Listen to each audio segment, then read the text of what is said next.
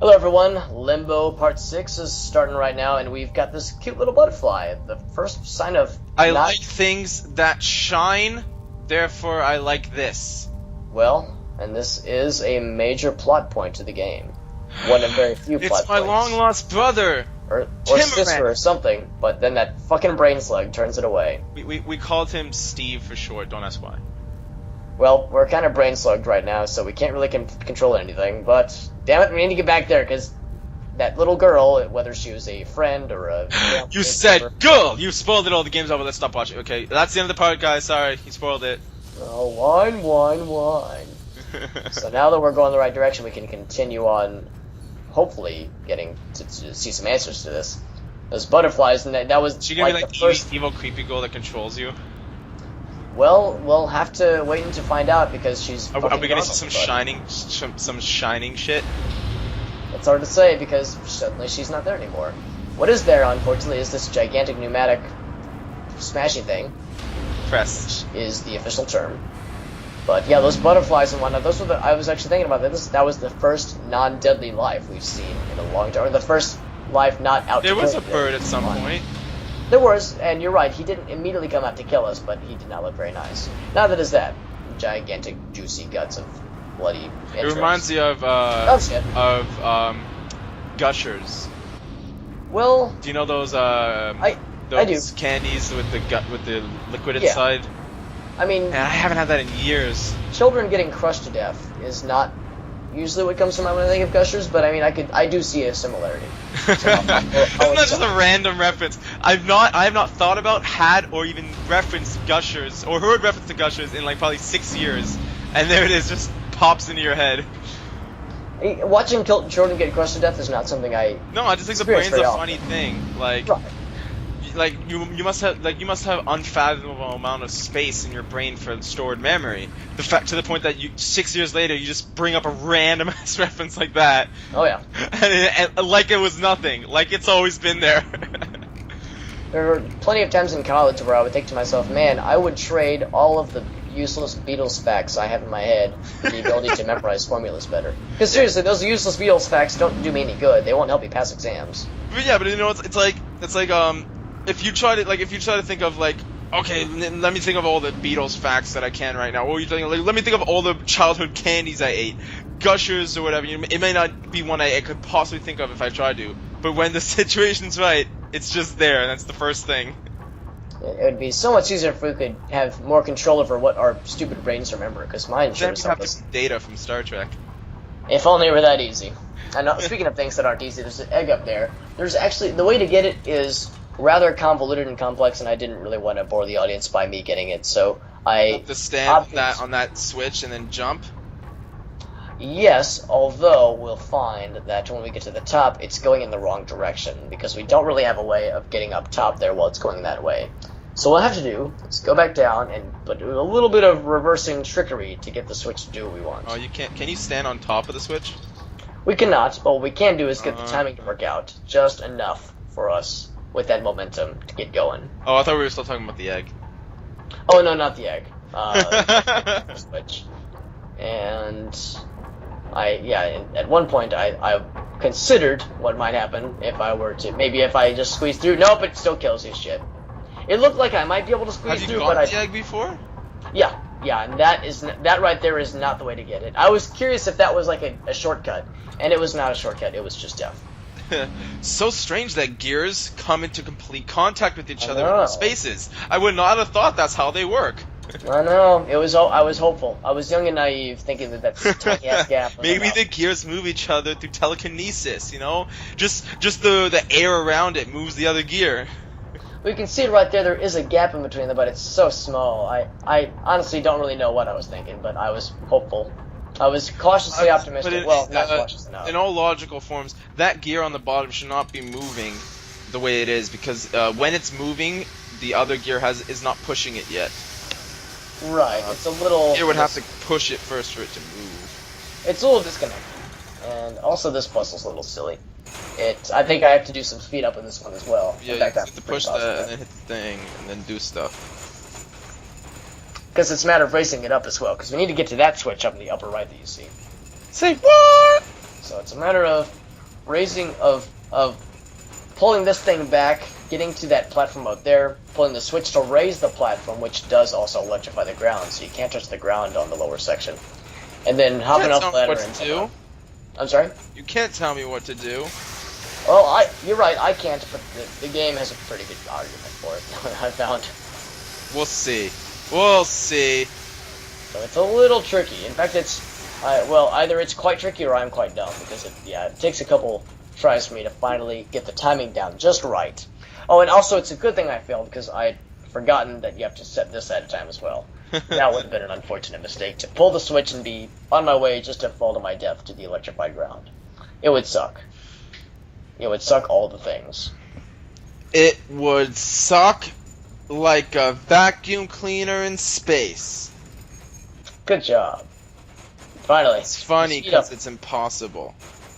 Just finally putting some speed up, which sees little by little I kind of get close. Maybe it's progress, I don't know. Some of it really isn't. Like this, for instance, trying to... Well, I thought what we were supposed to do is not hit that thing right away. And maybe wait for the thing to come, around. You're absolutely correct. It's a matter of setting it in motion, then biding your time past a certain moment. Once it comes back from a certain distance, that's enough for you to catch on the backslope. The enemy of every strategy game player. Well, this isn't so much a strategy game, this is more of a puzzle game, but patience definitely is key in that particular puzzle. Some not so much, but definitely that one. So now, I don't got patience for this puzzle game. And now we are all good to go on this minecart adventure. It's like Donkey Kong, but in no way similar whatsoever. Right, yeah, it's pretty much not like Donkey Kong at all. Luckily, once it's a matter of kind of racing the cart, because, well, for one thing, okay, one of the few times I managed to pull something off like that without dying once. I needed to enjoy that while I could. Cartoons. Wouldn't life be great if when everything went dark, you could just see people's eyes? Oh shit! Sorry, too busy getting electrocuted. Yeah, because when it hits that switch, it flips the power on. Now we gotta watch you do it all over again. Well, just this one part. Luckily, it's just a matter of landing there and then pulling it back. Because, like I said, it's only powered by that pressurized plate. I'm sorry? So it said it's gonna hit the switch again. It will, but only just a little bit after we get off the electrified part. Woo! Real close. You nailed it! And here with this, another world rotating thing, but this time... Is it back to the original status now? Well, it's rotating back, but it's dark as shit. And we can't see shit. Don't worry, you got your flashlight eyes. Yeah, my little beady glowy eyes, cat eyes or something that allow... That's the only real frame of reference we have to see where we are in relation to everything else in the world when there is no light present. And which really comes into play, especially in places like this where you see those little sparks bouncing off solid objects. That's the only indication to see where things are in some parts of the game. And to really, well also, oh shit, what happens when I actually touch it? Death. That's what happens. You're crazy, man. You're so crazy. Oh, gee, what's this gigantic sparkling thing? What happens if I touch it? Oh shit, that's what happens. Like a fly to a sparkle. Yeah, like moths to those bug zapper things. Luckily, that was the only time I fell for that stupid. I like how neither of us uses an actual saying. Bug zapper? No, you could have. I thought you were gonna say moth to a flame. Oh well, yeah, I guess they do that too. That would be the saying. Well, it is. Yeah, you're right. I never really think about that because I've actually never seen a moth dive bomb flame or open flame before. But you're right. That is the saying. If you put a lot of fireflies in a jar and hung it on the ceiling, suspended, would other flies and moths go to it? I don't know. I would have to run some experiments for science to find out for sure. For science. I'm gonna turn fireflies into a weapon. Oh, sweet. Now this introduces another fun little part. I don't think we've seen these before. Actually, no, we have seen these. I'm relatively certain. What's gonna happen when you hit that thing there? This laser sight's can only mean one thing. Something's gonna go. No! I don't know what kind of madman placed machine guns at a place like this, but they're there. And since that top one is on like a rotary thing, it's just a matter of aiming it to shoot itself. Crazy! You're Yeah, I crazy! know we damaged it. We know we damaged it because the smoke is pouring out of it. But it's not dead yet. It's still active. So it's gonna wait for it. Get that machine gun. A little what's for? There we go. Who's boss? Me. I'm a boss because I'm Limbo Kid. Yeah! Now Well, fall now that that's broken, we can continue unmolested. Whatever you call it. We can continue on our happy little way. This puzzle... Uncoagulated. That's the one. This puzzle took me an embarrassing amount of time. Even with speed-ups. 16 days? Not quite. And not the remainder of the video, but an amount of time that I would rather not admit in a video. Although, you'll be able to... With the power of mathematics and science, you'd be able to figure it out. It took me several minutes. What's cool is when you put the gravity on for the boxes, the background stuff, like that tire, goes up as well. It's those little touches like that. I love that shit. Same thing with like those sparks that we were seeing earlier against the walls. Just little things like that. Well, in that particular case, it's actually necessary for the puzzle. In this case, it just looks cool. Now, when you sped it up, this is really 16 hours of footage that we're watching, right?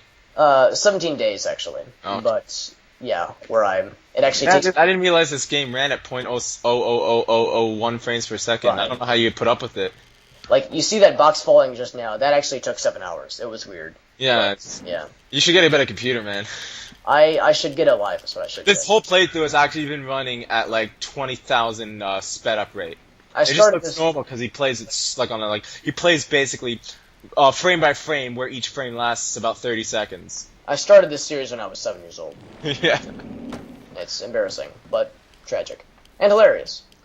Luckily, we've got one of 2 boxes at our disposal. What is the lowest frame rate you could play a game and deal with it? Like, let's say 60 is the standard. You know, how low could it go before you're like, I'm not playing this anymore? Well, I've played many a game at 30, and I think some N64 games and some super laggy circumstances it gets down to 20. I think when it gets into the 15-10 range, that gets to be pretty damn bad. So I don't think I could go lower than 10. I think at that point it's a PowerPoint presentation. What's so weird is I have this like super awesome computer, and on my shit computer, back a few years ago, I had done a playthrough just for myself of Banjo-Kazooie, and everything ran pretty much fine. On my super awesome computer, I was recording footage for Banjo-Kazooie, and every 20 seconds, the game would freeze for a second and then continue. Yep. And I can't, I'm like, why is it doing this? My computer is like amazing. I don't understand what's doing this. Stupid PJ64 emulator. Emulators are funky like that, man. They're not. Well, especially Project 64. That's the worst emulator when it comes to glitches and errors. Yeah, it's true. They're not the most stable applications. They're great and all, but they're not always the easiest to work with. If only Windows 7 didn't render my foot capturing device completely and utterly fucking useless. What device? Oh, does it not work with newer operating systems? Not this one. Ah. It has a patch for it too that allows me to download the DLL or whatever, but that don't work. Don't work at all. I know with some capture devices that's a real problem, is that the newer operating systems just don't play nicely. What the hell you doing? Trying to figure out the problem with this puzzle is that, yeah, once you get up here, you still can't reach it. And even if you hit the switch to alter the gravity, or not to alter gravity, to alter gravity to raise the... That's why you have to put it on the ramp so you get up there and get on the box before you hit the switch. Or before it hits the switch. And that's the key. I didn't realize that that the gravity still affected that box. Don't worry. Tobuscus didn't either. Yeah, that's the big thing, is that it's a wooden box. You think it appears wooden, and it sounds wooden. You think to yourself, oh, well, in that case, it must just be a matter of... Oh, shit. Of getting crushed and making us watch it all over again. Well, luckily, I think there's more speed up, and it's obviously at this point we know what to do. But, yeah, that realization of, oh, so it still affects it up there, that's the light bulb moment that everybody gets in this puzzle, because god damn, it's weird. Yeah, once you know... I mentioned you're so crazy. I'm actually really proud of myself. There's a puzzle coming up that stumps most people, and it stumped the fuck out of me when I first played. But I somehow managed to remember exactly how to solve it pretty much the first try. I don't get to say that about a lot of puzzles in this game, because this one, I don't know if it's in this video. Well, it's not in this video. And if you guys enjoy solving puzzles right on the first go, then don't watch our Portal 2 co-op playthrough. Yeah. But if you enjoy 16 minutes of dicking around, then welcome to Portal. There's one video in particular that is like 90% the one room is the entire part. It's literally the whole room. It was pretty impressive. Alright, well that is a nice and not to mention that we didn't even finish it. We cheated. That's true. That was impressive. I'm still flabbergasted that I managed to work, but you'll have to watch that video to see for yourself. In the meantime, that does it for Limbo Part 6. We'll see you guys next time when we finish up the main part of the game. We'll see you then. Bye-bye!